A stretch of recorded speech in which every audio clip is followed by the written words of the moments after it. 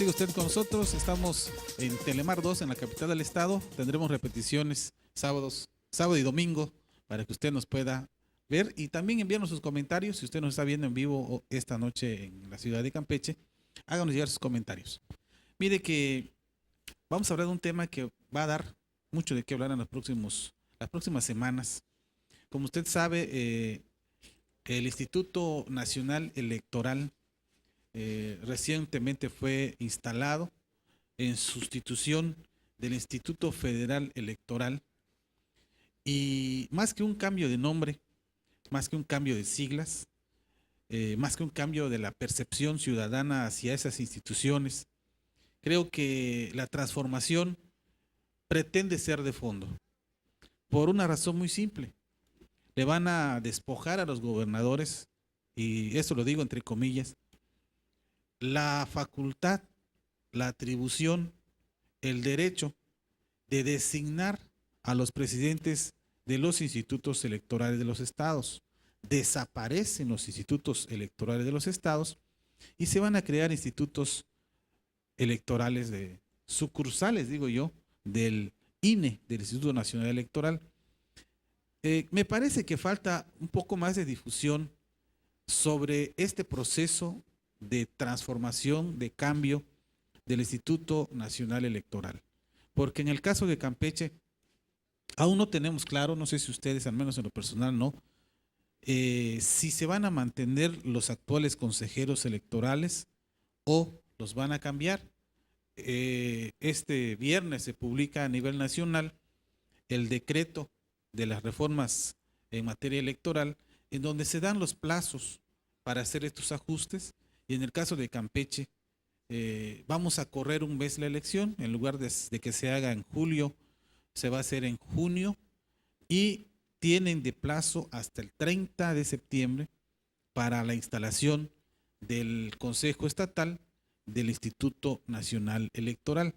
¿Va a seguir sabido o no? Pues me parece que es una situación que va a discutirse, que va a definirse, que tiene que ver incluso con la reforma que tiene que hacerse en el Campeche, en el Congreso del Estado, para ajustar, le llaman ellos, armonizar la ley federal en la materia con la ley estatal.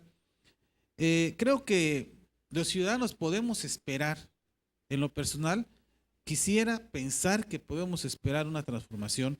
Los institutos electorales han sido necesariamente de los gobernadores, así ha sido históricamente. En Campeche, lamentablemente, vemos que los presidentes de los institutos electorales, después de que terminan su periodo como tales, los jalan al gobierno del estado como un premio por haber coordinado su proceso electoral, y me parece que hay que acabar con esas prácticas. Aquí hay que observar algo. El Instituto Electoral del Estado, los miembros del Instituto Electoral del Estado de Campeche fueron electos para un periodo. Así es. Periodo que no se va a cumplir si es que el Instituto Nacional Electoral determina que los actuales no van a permanecer en los cargos. Podría ocurrir esto, que digan, bueno, vamos a ratificarlos hasta en tanto cumplen un periodo. Porque si yo también me pregunto, ustedes han estado viendo, por ejemplo, que ha sido un escándalo eso de que los magistrados del Tribunal Federal Electoral, el llamado TRIFE, Sí. se les haya acordado, incluso dentro de una ley, el hecho de que al partir tengan un fondo de haberes, o haberes de retiro, que lo que quiera llamársele significa un pago que en el volumen económico que ganan y por el tiempo que van a permanecer con ese recurso, es una grave afrenta a los intereses de los mexicanos, que son los que costean estos órganos. Y esto ha llevado a la crítica también, que no solamente aquí, sino que tenemos una burocracia muy bien pagada y que gravita sobre los intereses de la gran mayoría de los mexicanos.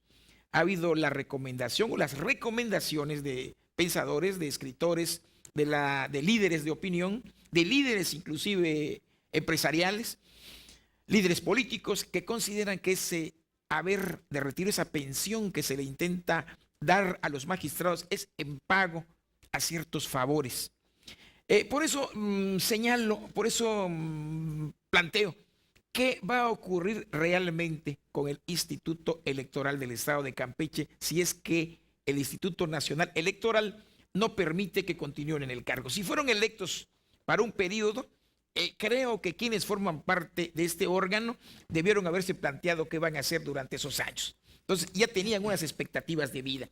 Los van a indemnizar, porque recuerden ustedes, si tú trabajas en una empresa cierto número de años o te contratan para trabajar tales meses o tales años y no te cumplen, tienes derecho a una indemnización, porque aquí lo que está ocurriendo es un despido. Ahora, ¿qué va a ocurrir? Sería muy interesante verlo y creo que eso lo vamos a ver referido antes del 30 de septiembre, que es Claro. que el plazo que tiene el Instituto Nacional Electoral aquí, para determinar si hay cambio o no hay cambio, porque es la primera sesión que debe tener este órgano. Pero lo interesante habría que recordar que fue el Partido Acción Nacional el que insistió precisamente en el cambio del IFE al INE, que además se habló en su momento de que era una concesión graciosa que le hacía la presidencia de la República para que apoyaran la reforma energética. Se habló bajo el famoso esquema del Pacto por México de ese convenio con el hoy ratificado presidente del PAN. Y el alegato que dio el señor Madero en su momento cuando se le cuestionó porque ese cambio que pareciera tan fácil de sigla, de cambiar de IFE a INE, implicaba miles de millones de pesos tan solo en el cambio institucional, tan solo en el cambio de membretes y cuestiones de edificios. Y él dijo que bueno, la democracia costaba, tenía sus costos, pero que además era por el bien, porque había una cuestión de que los gobernadores imponían y los gobernadores decidían quién iba a ser su sucesor bajo el manoseo que se tenía en estos institutos electorales. En ese tenor, pues entiendo que el PAN va a insistir en que haya cambios, por lo menos en donde va a haber elecciones a gobernadores, porque si no perdería el sentido de la presión que metió bajo ese tenor el señor Madero, que insistió tanto en ese famoso manoseo, jamás dijo ni mencionó nombres o estados en donde se hubiese dado.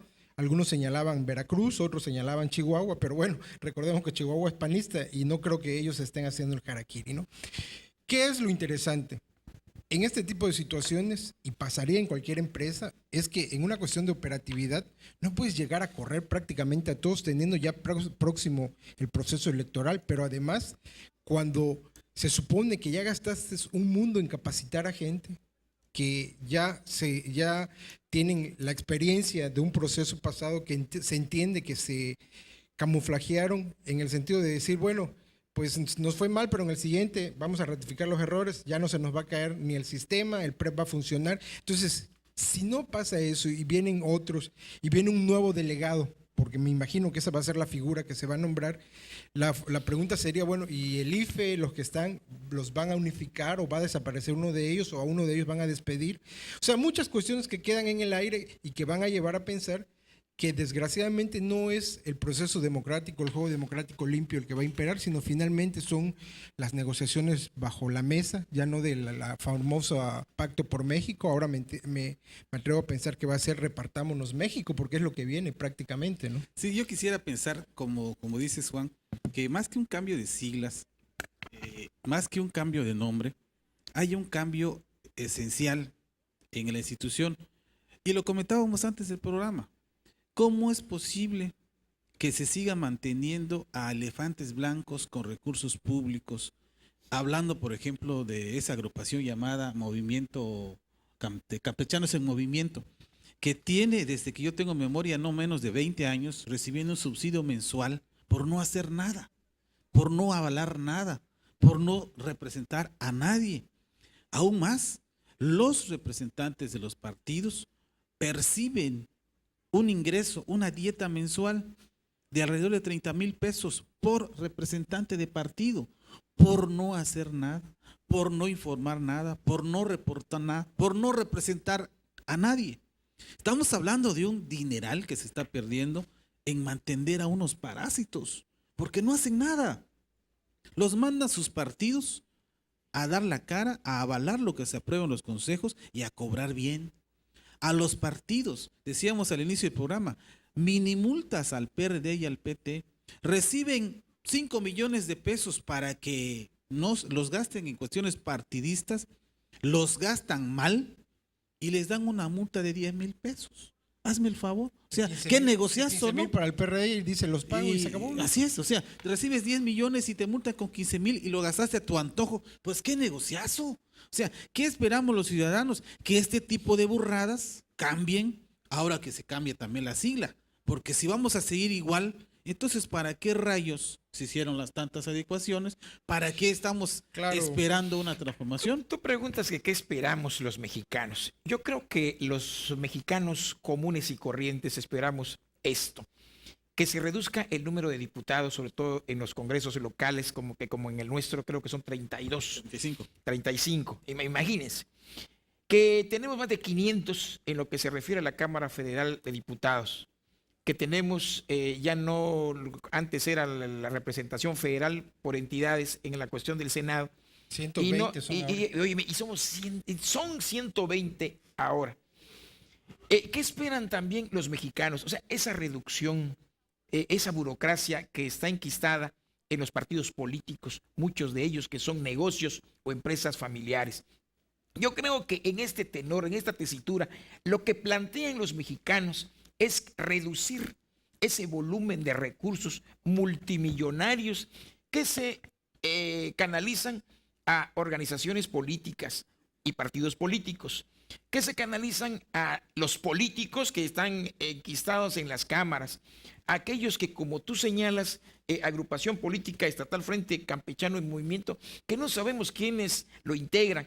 Y no es posible que, como señalas también, que por irregularidades en sus informes financieros, que no nos señalan en qué consistieron ni cómo se beneficiaron, se le aplique 12,000 pesos a un organismo y 15,000 pesos al otro, y se le pida a un partido,